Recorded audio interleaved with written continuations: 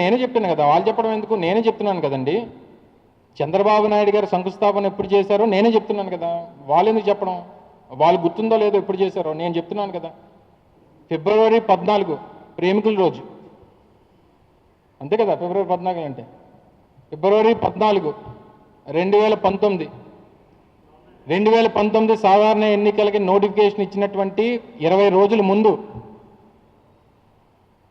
చంద్రబాబు నాయుడు గారు శంకుస్థాపన చేశారు. ఆ రోజుకి చేతిలో భూమి లేదు, 139 రిట్ పిటిషన్స్ ఉన్నాయి, కాంట్రాక్టర్తో ఒప్పందం కుదరలేదు, భూ సేకరణ జరగలేదు, రీహాబిటేషన్ జరగలేదు.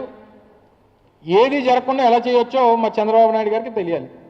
అవన్నీ మేం చేశాం కాబట్టి, ఆ కేసులను అధిగమించి కావాల్సినటువంటి పర్మిషన్స్ తీసుకొని వచ్చి అవన్నీ మా ప్రభుత్వంలో మేము చేశాం కాబట్టి, జగన్మోహన్ రెడ్డి గారి పాలనలో ఆయన ముఖ్యమంత్రిగా చేశాం కాబట్టి మా ఘనతగా చెప్పుకున్నాం. మాకేమీ ఇందులో మొహమాటం ఏముంది? సో దయచేసి నేను కోరేది ఏంటంటే ఇవి వాస్తవాలు.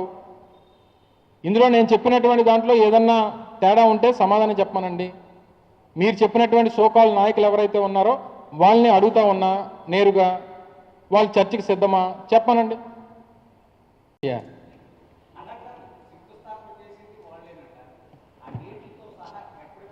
నేనే చెప్తున్నాను కదా, వాళ్ళు చెప్పడం ఎందుకు, నేనే చెప్తున్నాను కదండి. చంద్రబాబు నాయుడు గారు శంకుస్థాపన ఎప్పుడు చేశారో నేనే చెప్తున్నాను కదా, వాళ్ళు ఎందుకు చెప్పడం? వాళ్ళు గుర్తుందో లేదో ఎప్పుడు చేశారో నేను చెప్తున్నాను కదా. ఫిబ్రవరి 14 ప్రేమికుల రోజు, అంతే కదా ఫిబ్రవరి 14 అంటే. ఫిబ్రవరి 14 2019 సాధారణ ఎన్నికలకి నోటిఫికేషన్ ఇచ్చినటువంటి 20 రోజుల ముందు చంద్రబాబు నాయుడు గారు శంకుస్థాపన చేశారు. ఆ రోజుకి చేతిలో భూమి లేదు, 139 రిట్ పిటిషన్స్ ఉన్నాయి, కాంట్రాక్టర్తో ఒప్పందం కుదరలేదు, భూ సేకరణ జరగలేదు, రీహాబిటేషన్ జరగలేదు. ఏది జరగకుండా ఎలా చేయొచ్చో మా చంద్రబాబు నాయుడు గారికి తెలియాలి.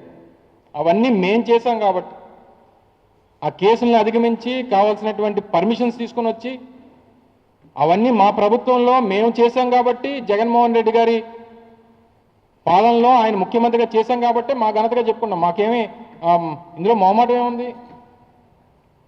సో దయచేసి నేను కోరేది ఏంటంటే ఇవి వాస్తవాలు. ఇందులో నేను చెప్పినటువంటి దాంట్లో ఏదన్నా తేడా ఉంటే సమాధానం చెప్పమనండి.